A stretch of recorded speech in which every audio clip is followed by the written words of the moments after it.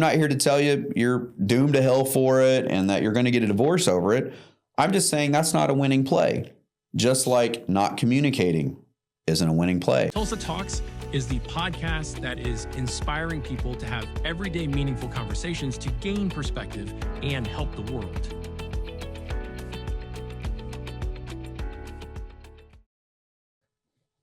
You have a peculiar podcast. It is, yeah. That touches on taboo subjects. Yeah. It's a good word for it. Tell me a little bit about that. You know, we like to say that kind of our theme is it's really hard to change or even notice that there could be need for modification or change in your life until you're kind of offended. You know, something that makes you a little bit uncomfortable.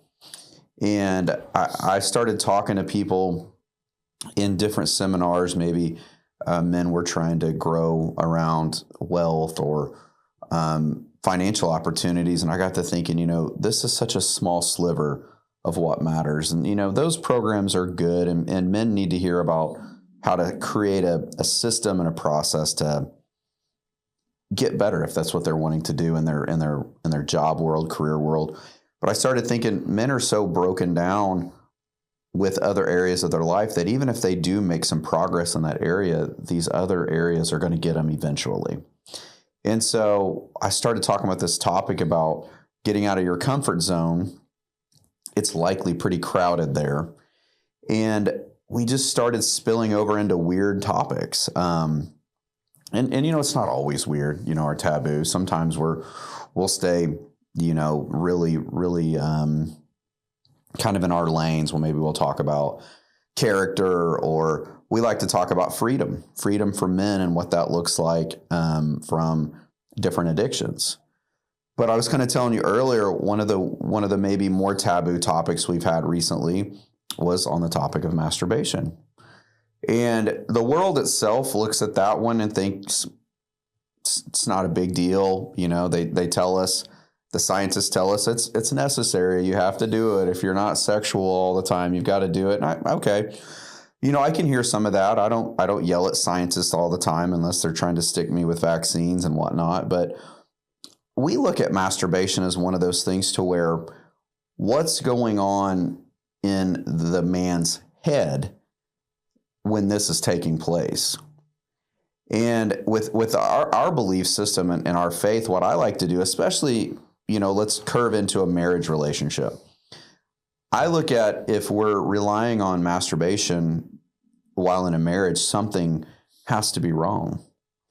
And it doesn't have to be this heaven or hell issue for me. We just talk to people about, hey, if we want to be better, let's just talk about that. We don't have to go to the extreme. Now, if you ever get caught masturbating, you must be going to hell. No, it's like what happens and what women don't, I think women don't understand in these marriages is, especially if they say, you know, this is okay.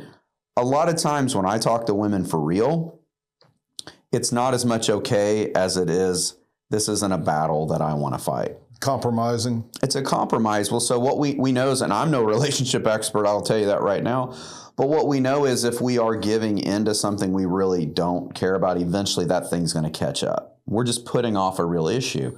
So what we like to do is just hit it head on and talk about it and say, you know, this is going to happen from time to time, but let's not rely on it. Because when we rely on it, what happens when we speak to the female is it becomes more convenient.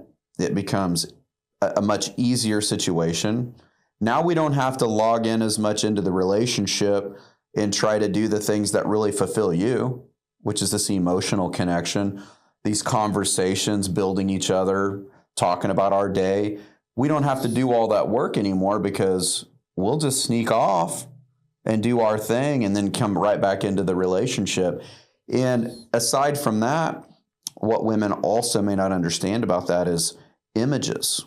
You know, whether men have been or addicted to, or at least in some kind of practice with pornography, as well as their past. You know, and I was telling you out there recently, we had a lady let us know, hey, I'm actually okay with masturbation with my husband as long as he thinks about me or looks only at my pictures. And I thought, that's real. You're not going to hear that at church. You're definitely not going to talk about that in a church group, which is what we love on our podcast is, we feel like that there's a lot of, while we love the church and have a ton of respect for anyone who straps on the pastor hat, there's so many topics for the most part in the church world that we're just not going to brush up against. Why? I don't know. If I knew the answer, I grew up. Why would we not brush up or hit these topics straight on if they are topics worth discussing? Yeah, I agree 100%. I have my personal belief growing up in a family of pastors and missionaries, great people. What I see today a lot of is this wrestling that pastors have between trying to keep everyone happy enough to come back, but also with their own convictions of what they're supposed to do. And I'll say, I won't go too into details. People get offended, plus people listen to your podcast, but there's a large church in town I went to speak to men at, and they told me, hey, if you come on this way, we'll take you to the green room, and then after that, you can come on out. And I said, I don't need a green room, nor does any church on the planet need a green room. So what do you mean? And I said, well, green rooms are for actors and comedians. Which one is your pastor? And I just can't stand the idea these days that the church in some ways is turning into something that I don't think it was ever meant to be. In the word, if you really read it, churches were small little places all over the place, like little dots, that they were there to serve the community. And our churches have turned into, not everyone, but as a whole, this concept of how many followers do you have? And I'll say it until they hear it. If you have a church, but it's your name as the website, you're not a pastor, you're a speaker. And you may be a really good one. But I don't know that makes you all that much cooler than anyone else. I know myself and other people that if we decided to start a church in a month, I could fill a church up, Craig, with promotion and cool stuff and talk, processes.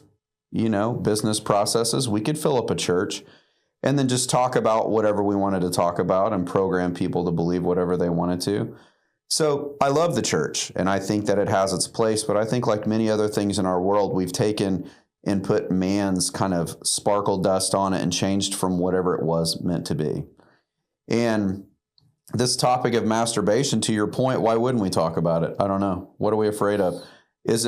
I have this, and maybe this will be taboo for you, and I'd love to have your opinion on it. Here's my belief system as it pertains to maybe a pastor. And I can say this as just a guy out here. I'm not perfect. I've had cheating before. I consider cheating to be looking at things you shouldn't, flirting, talking to people you shouldn't. I've been a cheater in the past. And what I think the reason why pastors don't want to talk about it is a couple of reasons. Either number one, they've done it and nobody knows. They're doing it and nobody knows. Or they've actually never done it at all and don't feel equipped to speak on it in a relevant way to where people can hear it. And so as we sit in our churches full of a number of men that are in that very same process, we're not talking about the things that matter. We like to go for, a lot of times in churches, I notice the topics that kind of get people interested, or they're not like harsh enough to make someone feel bad. We can't have them feeling bad because they might not give or they might not come back. And I just don't know that that's what the Lord has for us. If we believe he's real, if we believe that God the Father is real and that he created all this stuff, then we can't believe that he has enough ability, capacity, and power to bring them back to that church if they're supposed to be there. We try to take the power in our own hands. And that's what we do out in the business world. I look at these churches and think, wow, that process looks like something I would do. In our world out in the business, if you were to cheat on your wife or do something you weren't supposed to, you don't really have to tell your customers about it. They don't need to know that. You kind of sweep it under the rug and you don't talk about it. Well, I notice our churches, they do the same thing. See, I feel like if you were leading people in such a capacity as faith, if you've made a mistake, it's forgivable. But why sweep it under the rug? Is it because you're going to lose everything? Well, yeah, those of us that have been out in the world and cheated before, you might lose some things. But to ever reform from, heal from, or reconcile anything from it, it's got to be brought out in the light. And I see so many times in our churches now, they're following the kind of the protocol for what you would do out in the media or a business to hide something or change it or form it. And I struggle with that. And so all of those kind of those reasons packed in one is when we do our podcast, a lot of times we feel like we're going to try to turn the conversation to a place to where they're just not going to hear it everywhere else. They're not going to hear it at their church. They're probably not going to hear it in their like buttoned up men's Bible group. My guy that does it with me, my co-host Kellen, he runs a ministry called Band of Brothers. Band of Brothers has grown over the last 15 years, and it's for any single man on the planet. But what's cool about it is whether you just got out of prison or you're the most perfect dad and husband on the planet, Band of Brothers is for you. And so it's this concept where men can come in and kind of get the real relationship, where masculinity is not diluted. Being a real man with boundaries and relationships is not diluted. We meet a lot of men today that are trying to make their marriage work in a peaceful way, and maybe they're dealing with a lot of trauma in the relationship or a spouse that has trauma. And to keep the peace, they can't be a man with boundaries anymore. They've just got to be okay with everything just to kind of keep it peaceful and not have to deal with anything. And that's a struggle too. We talked about that recently is, one, counseling's huge. You need to get in to therapy, and if you can do it together and individually, that's best. But men who can't set any boundaries whatsoever. What kind of boundaries should men have? We meet men a lot. And I think that sometimes boundaries can be different for each man in their relationship. But one of the big ones we've noticed recently is men can't be around, they're not out with other men at all. And that's kind of cliche. Girls do girls' nights and a lot of stuff, but you meet men, and most married men that have kids and relationships, you'll find that they've kind of reclused. The only time that they have is maybe out in the garage or their workshop or whatever it is. And by the way, I don't do any of that. I'm horrible with that. And we're like, well, you don't have any guys' nights. You don't spend any time with other men, whether it be in a faith capacity or just sitting around and talking. And they're like, no, we got the kids and this, and I'm tired from work. And what happens over the years of this man's life is it dilutes to this place to where he's never set a boundary to where he needs that time. And what we end up finding out from these men is like, well, I've kind of talked about it with my wife before, but she's busy from the kids and tired, and I am too. And she just doesn't seem like it's an easy conversation. So I've just avoided it. And it's been 11 years now. And what happens is you start to talk to that man, and their picture of masculinity is very, very different than what we would think it is. I mean, they're strong and tough, and they've got calluses on their hands, but that's not what we're talking about when it comes to masculinity in men. It's not just, are you rough and tough, or those things are a lot with men, but masculinity for men is their ability to lead their family with a strong posture, but also compassionate, a soft place to land while also being very secure and protective, and getting around other men that can feed you and encourage you and build you up should be part of the process. Whether it is a men's group like Band of Brothers, we also, and you may have heard of this one. Have you heard of the Journey? Mm-hmm. Journey group? Yeah. We do those as well. Sean Copeland and I have a couple of groups with Mick and John Locker's there, some men that help in our groups. And what we find in our groups is that when they come, men are starved for just that companionship. And it blows my mind to see that happen. And I'm not meaning that every weekend men should be out, tooling around. That's not what I'm talking about. But I would say a time or two a month at least, men need to be with other men that are speaking life, going in the right direction, pulling them along with them, that type of thing. And we're not seeing that. We're not seeing it at all, especially in the married men, Do you find that in specific age range, or is it just adult men? I would say this. What I see is, and I don't have the answer to this, but it's an interesting thing to watch, to where a man is single and he's maybe engaging in some of that. and then gets married, kids come along, and all of a sudden, for some reason, it goes away. But of the men we're talking to a lot, they're married in situations where their wives are still making gym classes and this and that, and while the kids are at school, which is great. I think they need it too. But we're finding that while the female is trying to find ways to interact, for some reason the man is not. And you know, Craig, in these situations, there could be this thing to where the wife wants them to figure it out, do something, and they're just not. But that to us is the problem. Why are they not wanting to engage? Yeah. Why have they not done it? You know, it's my reclusive. wife and I are completely opposite of what you're describing. I say, hey, Rady, do you want to go with me? Hey, do you want to spend time with your girlfriends? And oh, I'm good at home. I'm good at home. She's been a housewife for 34 years, roughly 32 years actually. And I get out, have podcasts and go to the gym and go to different men's meetings and all of that. And she's like, I'm good at home. Yeah. As I encourage her to have outings. Yeah. Well, I mean, not that there's anything wrong with it or that has to be wrong with it, but it does make you think. I think we do need interaction with other people. Safe, healthy interactions, not places where we're dragging each other into temptation. We talk to men a lot about, hey, for instance, me and a couple of guys will have cigars periodically. My mom passed away on Easter, so I don't have to give my usual disclosure, but I usually say don't tell my mom.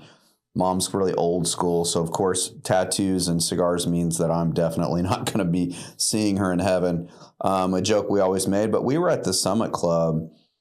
It would have been in December, so they have a lot of holiday parties there.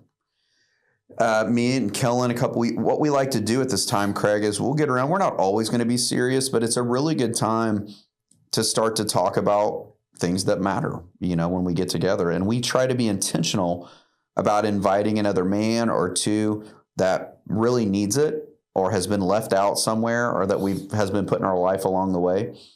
And they'll come. Well, so we're sitting there and a big holiday party comes into the cigar room, which is rare because a lot of times the cigar room isn't real populated. People don't like the smoke or whatever. But it's this whole group, and we notice they're standing in the corner, and we decide we don't want to go out and order food before they kind of close that down. So we leave the room and we go out and order food. We come back and sit down.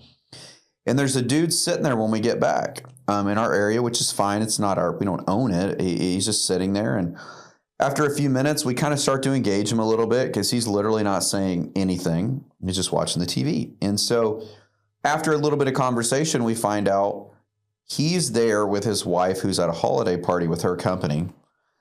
She doesn't really want him there because she can't have as much fun as she typically would, but he knows he needs to be there so that it doesn't get out of hand. Why can she not have as much fun as she would normally have? Well, I think the kind of fun that they're discussing in this marriage is a lot more prevalent than what we know. Just people don't talk about it. Is she is going to engage in activities that she, one, wouldn't be okay with him engaging in, but two, definitely wouldn't be okay engaging in front of him. Flirty, getting out of hand. And so he's starting to discuss this thing. And I'm like, yeah, that's sad, man, that you guys can't have a situation to where you trust her to be out, she trusts you to be out, and that you're kind of dragging along here just to make sure it stays, kind of in hand. He said, yeah, it's been like this for years. And so we're starting to feel like, man, this sounds like a really hard relationship. And you begin to kind of, no matter what your situation is, you start to thank God for the blessings that you have in those moments. But the more we talk to this guy, we figure out he certainly doesn't want to be there. But we want to engage him. And I'll tell you what was interesting. A few minutes into this conversation, I really feel like an impression in my spirit that this guy has something wrong with him. And so the amateur that I am, because just a couple of years, I grew up in faith. I grew up in a Christian home, but I believe wholeheartedly that we kind of believe what we're taught. And then we get to unlearn it, maybe. kind of unlearn it and see where did man add to and take away, which is in the Bible not to do. But we're just getting someone else's interpretation. And I don't think anything in my past, anyone had bad intentions. They're teaching me what they were taught. Sure. And so I had this revelation a couple of years ago. The Lord got a hold of me and showed me what was real. And I don't know that I believed.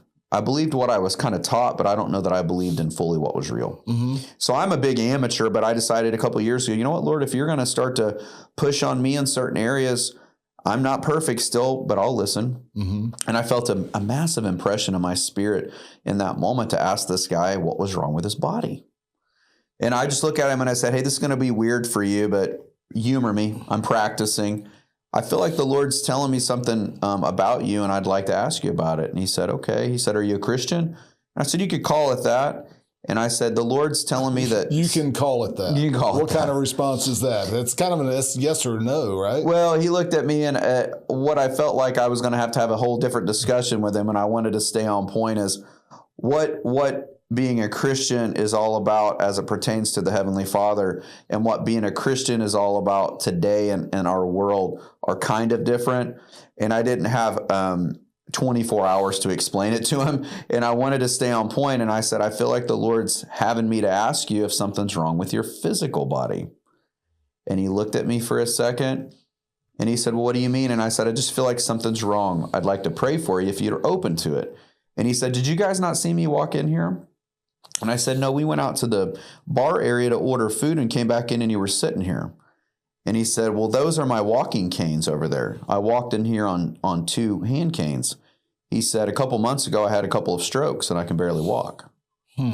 And interestingly enough, he was okay with Kellen and I praying for him right there in the cigar room. And if this guy didn't get up and walk out of there, he didn't need his hand canes anymore. And so what we're finding is we're going to go places that may be somewhat weird for some people. I'll tell you, the cigar room is not that big of a deal. Yeah. But, dude, I will tell you right now, you're not going to find many of the church people in there because it's wrong, I guess. I was at Juneteenth in the Greenwood market over the weekend. Yeah. I'm glad you didn't get shot. and I asked a couple of pastor friends of mine if they wanted to go with me, and they said, no, I have no business being there. And I was like, okay, why? Cool. I'm there.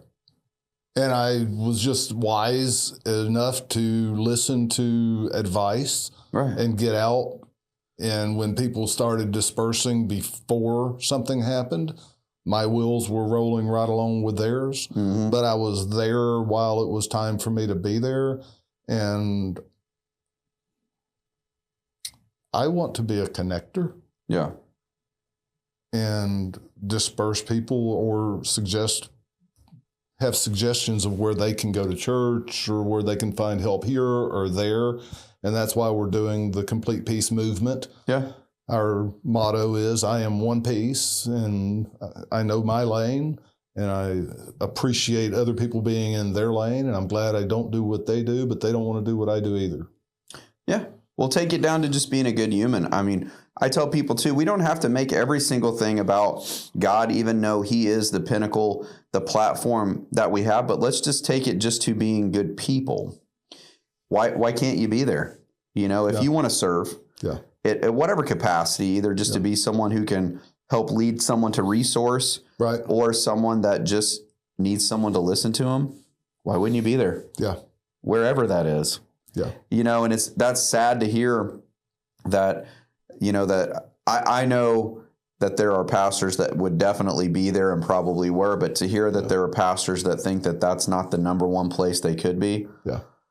I've got to believe that there's a number of people in congregations on Sunday that were at a Juneteenth celebration.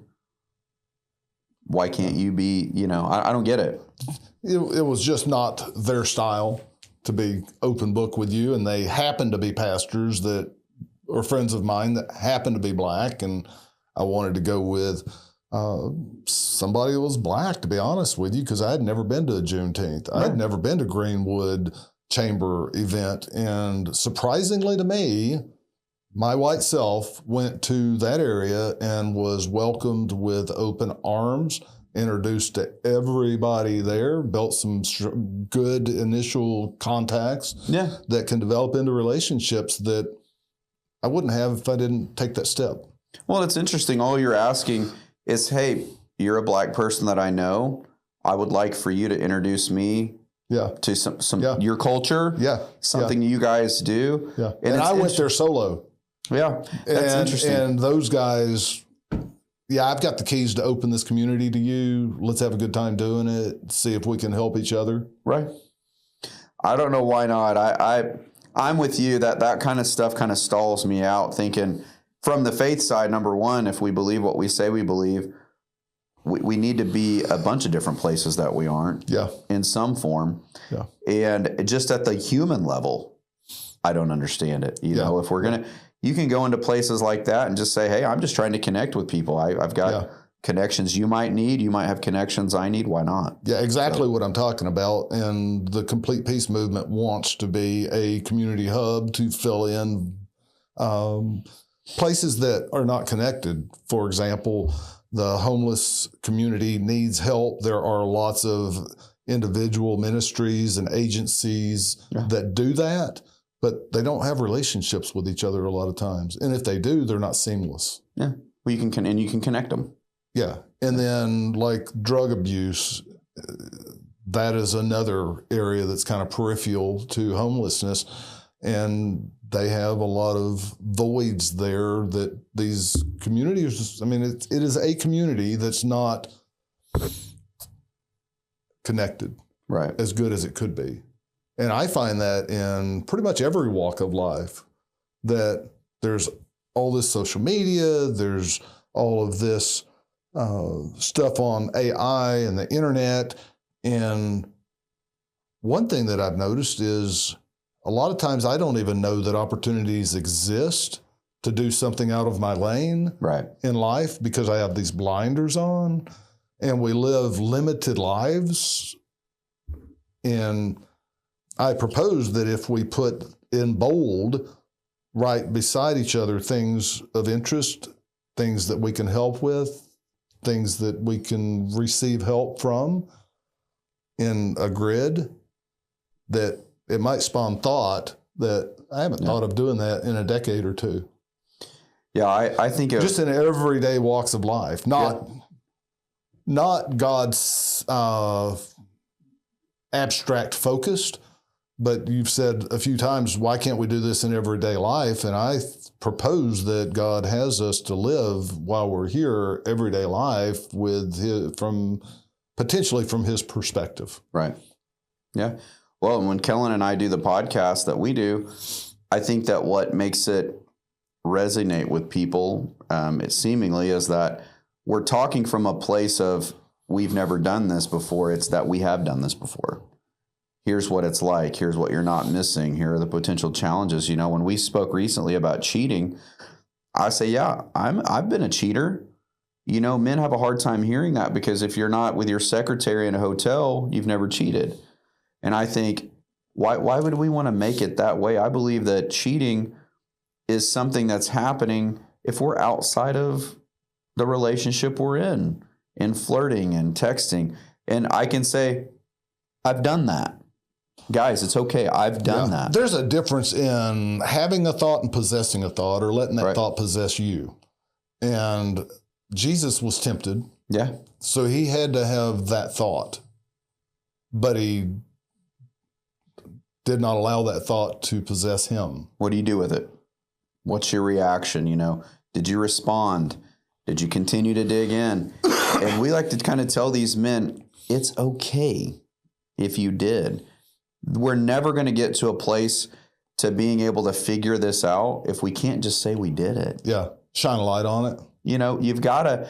And for me, it took me a long time, Craig, to learn that, because I was so fake for so long that as long as I could be seen at the right places, talking about the right things, seemingly with the right amount of influence, that people wouldn't know. And in 2022, I had this kind of awakening on, man, I was really fake and not authentic and certainly not transparent. And until you start just being able to say, hey, I'm a cheater too. Let's talk about it. You can stop. There is a way to figure this out.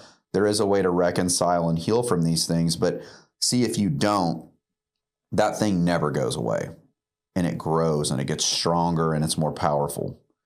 And when we see men just be able to say simply like, I'm a cheater, now we can talk about it and solve that and go to what you just said is you're never going to stop being tempted, but you can absolutely stop giving into it. What is your source to not give into it? Do you have a plan, a process, something for a defense system? Right. Well, and what we're trying to help men understand is that it is a lot more than just saying, I'm not going to do something. Of course, having a plan before you do anything is a great idea. I mean, deciding that you're going to set a boundary for something. Well, I mean, you already know that you have done it historically and you know that you're potentially going to do it again. So why not have a plan before you do it again? Right. I mean, and some of the basics are, and I say basics, a lot of men never thought of this one. We use a system called X block. We tell men, every man we see, I was putting it on my 15-and-a-half-year-old's phone. X block is just simply a program, an app that keeps images that you shouldn't see coming up on your phone, whether you've initiated it or not. It won't let you initiate it, but it also won't let it flow to you. Especially men kind of in business situations, I was surprised to find out, Craig, that men have women that they work with riding with them to and from places to lunch or this and that. And that's a no-no. I wouldn't do that. Well, we're adults here. I'm like, no, you're not. I don't care how old you are or where you've been. If you get yourself in the wrong situation at the wrong time and the sun's just setting perfectly, you can make mistakes. Guard yourself from that because it can take everything from you in a split second. Yeah, even the appearance of evil is evil. And if you're, let's go to the extreme with that, spending the night in a motel room with a lady that's been a friend of yours for 20 years, you have your own beds, doesn't appear good, even if it's not what people would think. Well, and it's kind of exposing yourself for that opportunity. Well, if you get yourself in the wrong, 100%, why? I've been in a scenario similar to that. It wasn't a hotel. It was just a person's house. And it's been a few years back, but it's the same thing. We've been friends forever. We've never done this before. Well, you've never done this before is absolutely like a great time for you to do it. And Adam and Eve never ate of the apple until they did. Yeah. Well, and you find yourself in a weird moment. You know what? 9 times out of 10, Craig, you may not do anything. Mm-hmm. But it's the one time one of you's vulnerable, weak. My husband I'm so mad at him, or my wife this and that. And all of a sudden this friendship, it just changes. And it's done it so many times now. There's no argument to say that it's not going to. More times than not, it will.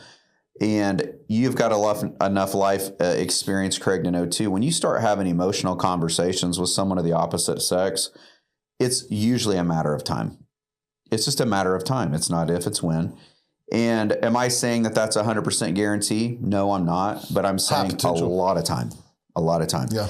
Almost every cheating or infidelity situation we've talked about with men, no matter if it's 1 to 10, I put it on a scale. It's all cheating still, but to the earthly point, there are sometimes different reactions to different styles. If your wife catches you having texts with someone else and it's early on, that reaction might be different than finding you in bed with her best friend. They're both still cheating.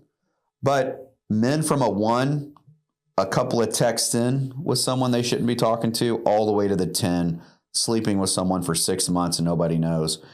Almost every time we find out that started with I was mad at so-and-so for this, or she's just so unreasonable about this, or he just doesn't do this. It's always this vulnerable emotional conversation that really should have been directed at your partner, sharing about a boundary that's been crossed or not set, going to them and saying, hey, it's hurting me that this, instead of going and sharing it with someone else.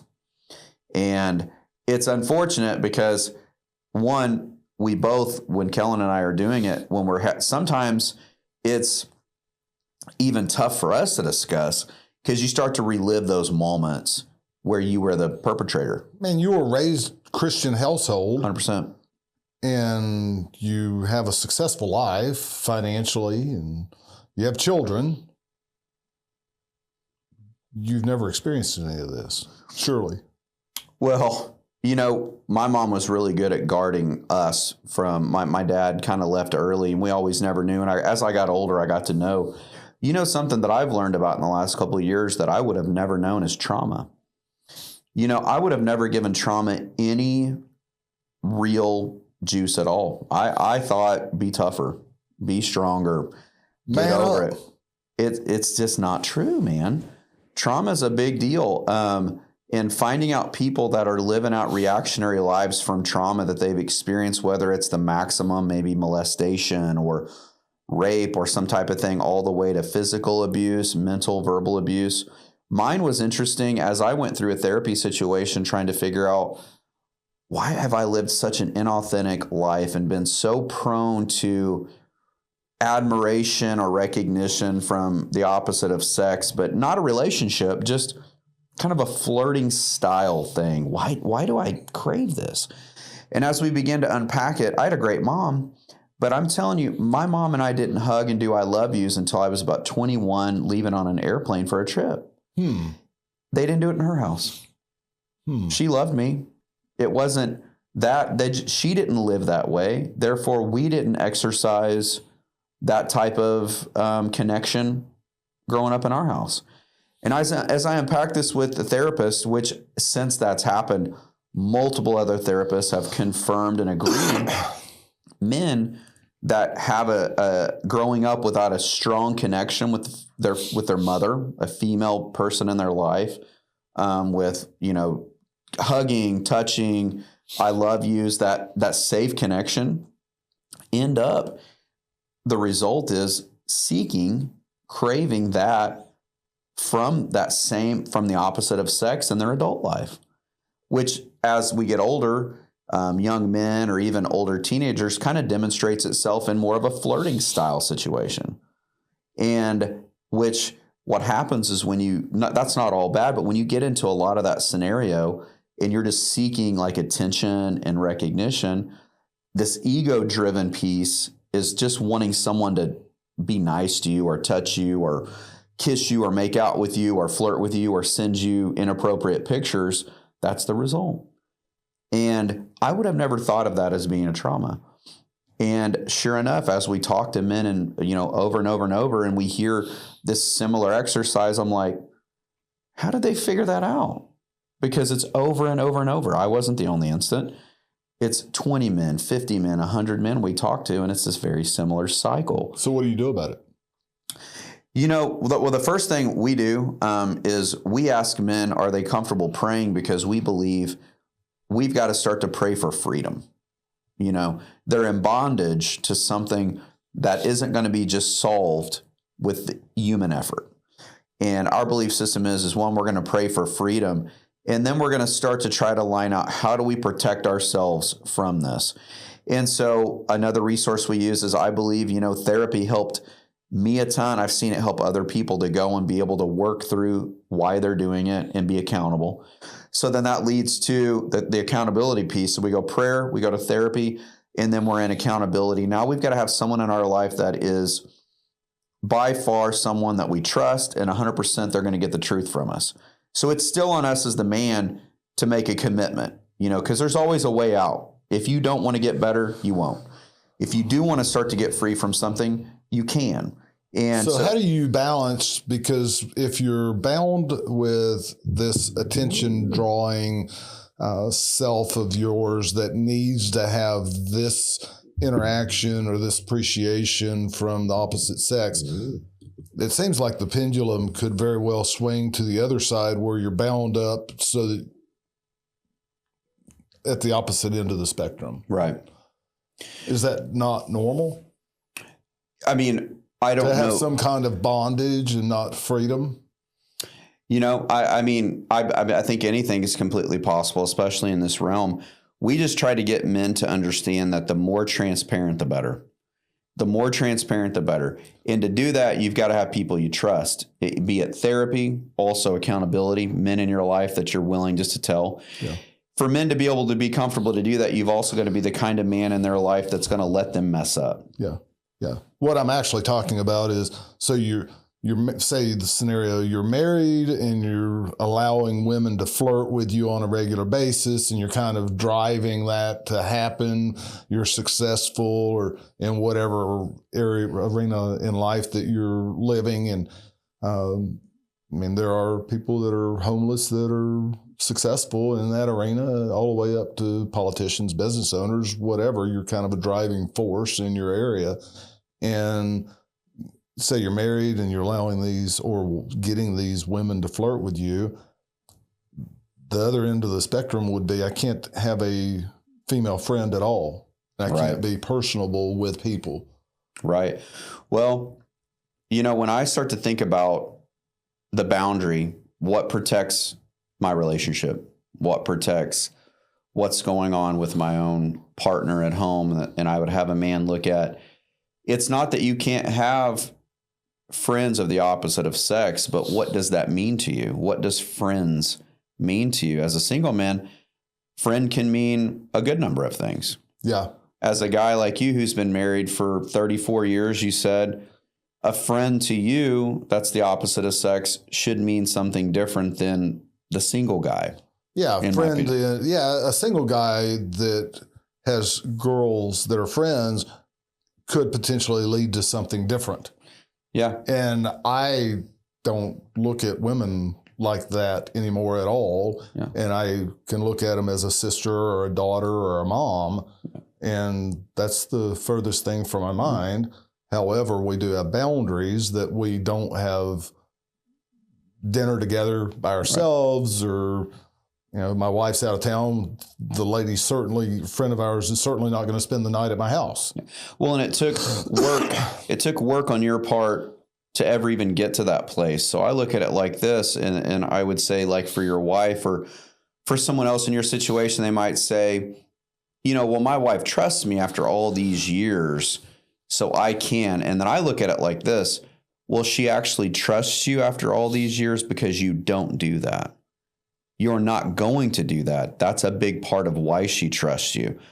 Where I see men will like to use that as a license to finally do something, that's the wrong way. She trusts you because she knows you're not doing that. If you changed, test her. Test her.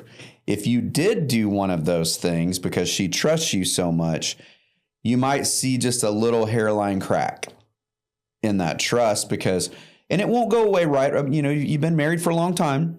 You do have love and trust in your relationship. But if you do something that you've not normally done before, which has built that trust relationship, I believe that in most cases, you'll see a little hairline crack. She's going to say, well, that's not like Craig. That's not the Craig I know. Yeah, absolutely. I would expect that all the way around. But we have our boundaries set and we know what to expect from each other. And she's great with us having mutual friends of the opposite sex. That's how our relationship thrives. Yeah. In open, transparent, authentic ways. Yes. And what I see men trying to do, and this is a recent conversation, and the reason why I had to think it through with this man is because I had practiced this in the past a little bit, is he had a friend that was the opposite of sex, and he never wanted to talk about that friend. I believe wholeheartedly he wasn't physically cheating with this woman. But what he was doing is protecting his ability to be able to offload things that needed to go to his wife to her. And the reason why that relationship was private is because he would lose that link confidentiality if he brought it up. Yeah. Well, that was an unhealthy thing for him. Absolutely. It felt good in the moment, temporarily, but what he didn't understand is he was building a bond that could break his marriage bond. Absolutely. Not okay. Luckily, he agreed and was ready to be free from that. He saw that as, you know what? That actually doesn't give me freedom at all. I'm actually bound to that because now I feel obligated to be sharing this stuff with her because now she's emotionally connected. She expects him to be sharing. And ultimately, one little bad side of her probably isn't all that mad that things suck at home for him, because eventually those could break because her situation sucks too. And that's sad. But what has to happen with this man is, and he agreed, and we're a few months into this situation now, and there's some thriving that's happening because he went to his wife with humility, asked to have a conversation, and told her the truth. Luckily, it's weird to say luckily about this, but luckily he was able to say, look, I want to tell you everything. Here's what's not happened. Here's what's happened. She was okay with reconciling space from what had happened and began to move forward. Well, without still hurt your spouse. Very hurt. Oh, she was very hurt because, Craig, she's hurt with what her mind told her could have happened. She began to feel, she still felt the betrayal of what could have been. Well, what was? I mean, if we are hiding stuff from our spouse and we are doing things that we know that are not okay for that relationship, then I understand that physical sex is horrible way to cheat on your wife. But the other's cheating too, and it could be just as devastating. Betrayal feels the same, Craig. You know, and they're going to feel betrayal if they see some text messages in your phone. They're going to feel betrayal if they catch you in bed with someone. And what happens here is that betrayal itself feels the same, no matter which one you did. Because the men a lot of times will say, I didn't sleep with her. Yeah, you didn't have to. Betrayal feels the same. Yeah. Your wife is feeling, thinking, and the enemy is attacking her with the very same emotions either way. What's the core of this? What have you guys found the core to be for that level, any level of infidelity? Well, you know, for me, and fortunately or unfortunately enough, I can say since I have been there and done that and been in that realm, it sucks.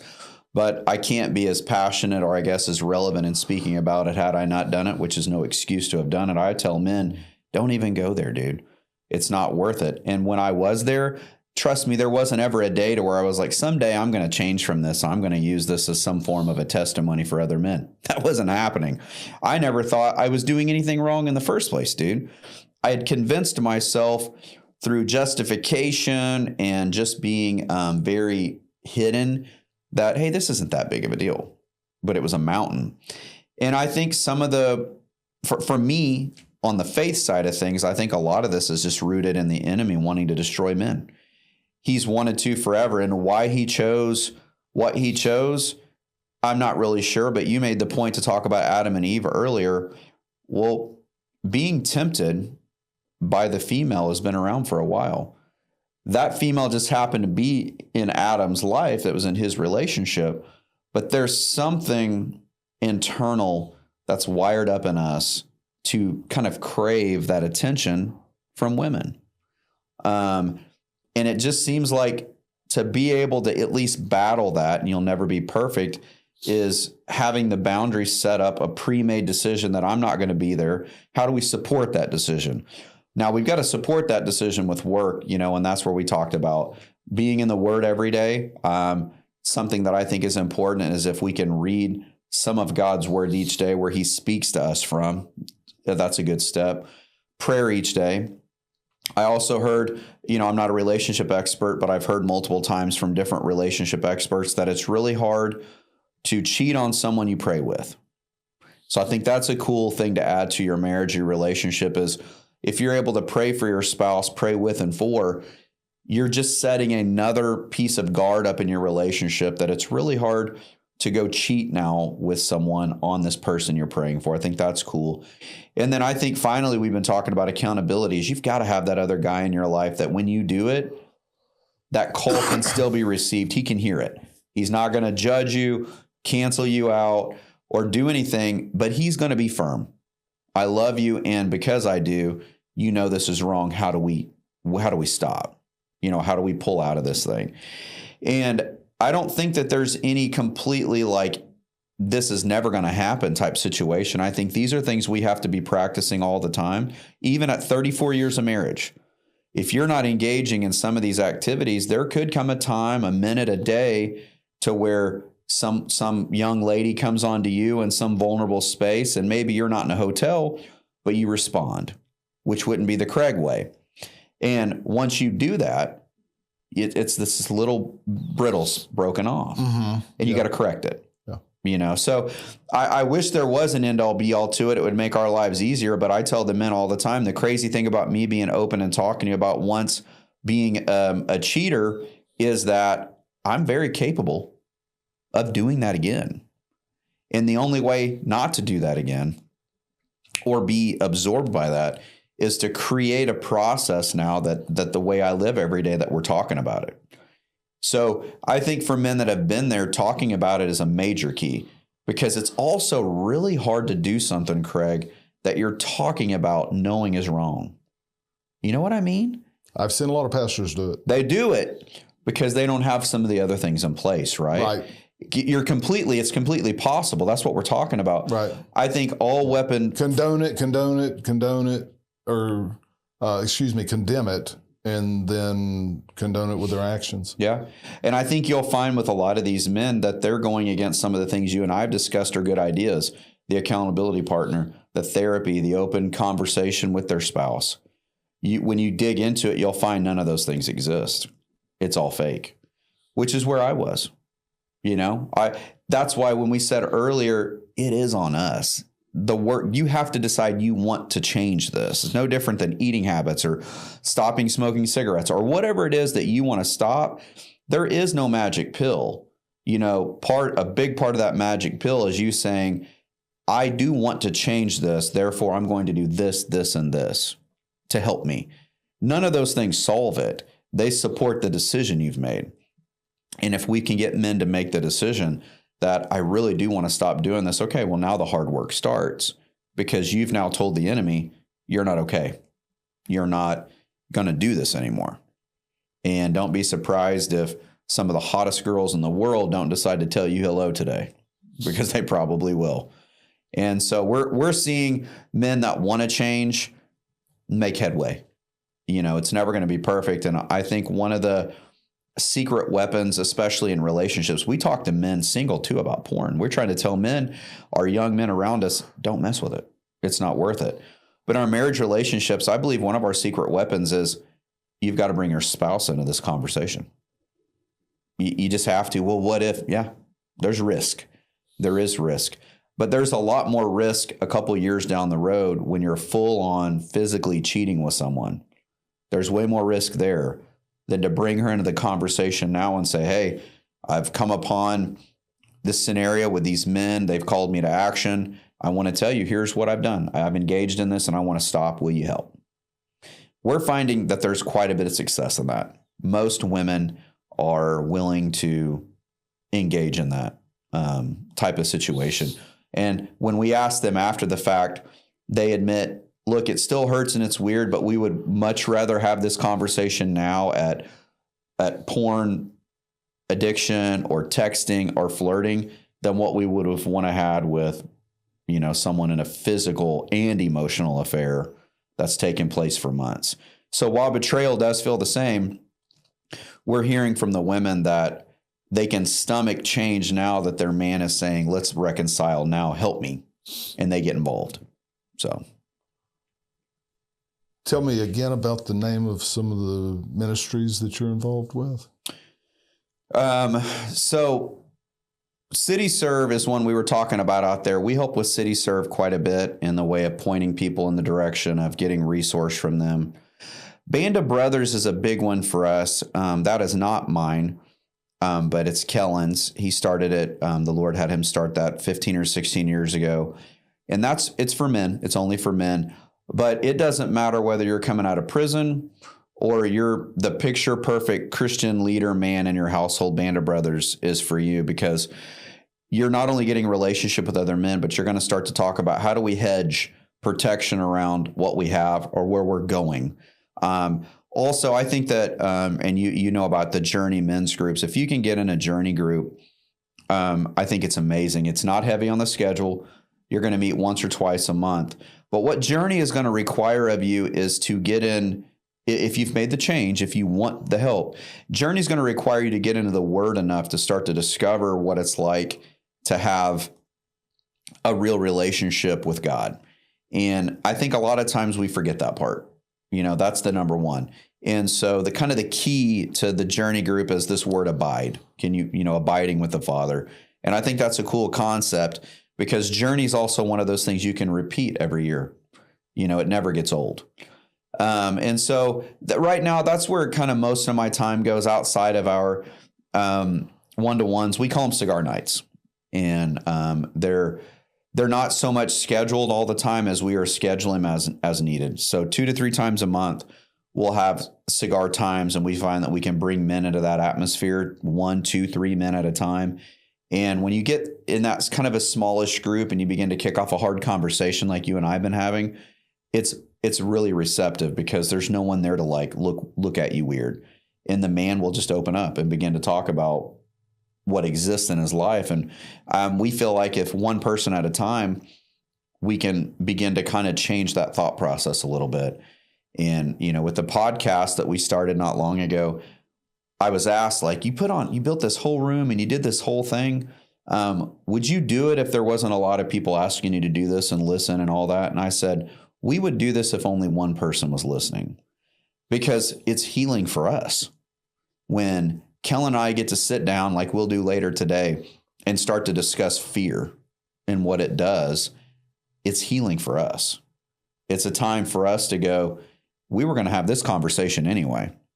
If someone else wants to hear it, great. It's not going to be the most professionally produced thing. There's not a million clips of it. We try to be relevant and kick out information to people, but really what we want is if one person can hear it and pass it along, like the conversation earlier, the masturbation conversation, that topic right there sparked a conversation from the female listening to have a conversation with her husband. And they begin to now be able to be transparent about something that was completely hidden in their marriage. Where it goes, who knows? But I know for a fact that the idea that they can now talk about it and it's transparent, that's not a negative. Changing life through meaningful conversations. If we're willing to have them. Yeah, if we're willing to have them. Why not? Well, you know, it got me thinking a while ago when you said some of your buds wouldn't go down to the event with you. You have to decide you're going to do hard things. You got to decide you're going to do things that people don't expect. And I think ultimately you've got to decide to do and talk about things that most people won't. And what's crazy is you said we had a hard conversation and that people don't talk about this, and it's just sharing life to me. Right. There's nothing difficult about it. There's no borders or boundaries to a conversation that I'll have with anybody if they're willing to go there. Sure. We feel the same way. We're just finding so many men have built this kind of like fortress around what is mostly pain and trauma that we kind of have to chip away at it a little bit. Yeah. I feel the same as you, but because we are this way, we're effective to be able to do that, because I believe if you were to go out on the street, and we'll go out here outside of your space, there's a line of trucks with manly men doing hard labor today, which I have a lot of respect for. But if you were to ask them what you and I were talking about, it would either be framed as kind of like a joke, we don't want to talk about that, or very uncomfortable, or a direct lie right to your face. Well, why would you lie to me about masturbating, Craig, if you don't think there's anything wrong with it? When I ask you, you should go, yeah, I do that a couple times a week. But they won't. They'll say, well, I don't really do that. I don't look at porn. Yeah, I would never come straight out and ask somebody point blank.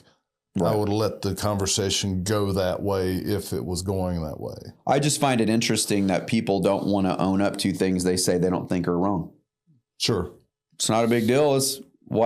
If you were to ask me right now today, hey, do you masturbate sometimes? I have. Yeah. I'm not perfect. I also am willing to tell you, especially in a marriage situation, there's multiple versions of the topic, but especially in a marriage conversation, it's probably not a winning play. It's just not a winning play. I'm not here to tell you you're doomed to hell for it and that you're going to get a divorce over it. I'm just saying that's not a winning play. Just like not communicating isn't a winning play. Just like not telling your wife, I'll be home a little after midnight tonight, not a winning play. These aren't things that may destroy your life or your marriage, but they're little bitty deposits into this isn't a good idea. Send her a text. Running a little bit late tonight. The guys and I got talking. I'll be home a little after midnight. Is that okay? Sure. That's great. That's healthy. That's awesome. But not saying anything at all and then strolling in later. You may have a great wife with a long, good history, but eventually if you do that a couple times, she's going to be like, man, why can't you tell me you're coming in late? She doesn't even think you're cheating. You just scared her. Yeah. Just have a reasonable line of communication. Yeah. Back in the day, for each other. Yeah. And little kids at home back in the day, I remember my kid's mom telling me one time, she goes, I'm not even mad at you for being late. It just scares me when you come in late. I just want to know it's you. Well, that's fair. You know, my mind's going to the ultimate, like she thinks I'm cheating. You want to know why? Because I saw things I wasn't supposed to, probably did things I wasn't supposed to. So I'm assuming the worst. She doesn't even think that way. She's thinking her pure thoughts are, hey, dude, when I hear the door open and close at 12:30 in the morning, I just want to know that's you so I don't need to wake up and get up. Those are fair things. Yeah. So the bottom line of what you said today was get right personally with yourself, whatever that means, so that it can be in a good relationship through open communication and action, so that you can move forward intentionally together in a respectful and loving, caring way. Yeah. Well, and thinking here, talking to you open and freely is I get to talk to men all the time and like, I can't believe you would just say that stuff for everyone to hear. I feel more freedom than anyone could ever feel just being able to admit I'm not perfect. And the way you do that, Craig, is you've got to have those reconciliation conversations with the people involved. Of course, I don't want this to be the way they find out that I've masturbated before. But if they already know, and this is a process that we work in our life of trying to become better and help other people through these topics, it's freedom to be able to share. I'm not letting the cat out of the bag here. I'm not perfect. And I want men to understand, let's talk about it. Let's talk about it. I will give you kind of this plan. I'm not saying it's going to save anything. And I'm not saying it's going to fix anything. I'm just saying what you're doing is definitely not. So I love the opportunity to talk about it. I appreciate it. Thanks for coming in today. Thanks, Craig. We are here to help you discover or develop your passions, how you can use them, and why you exist. How can we help you help others better?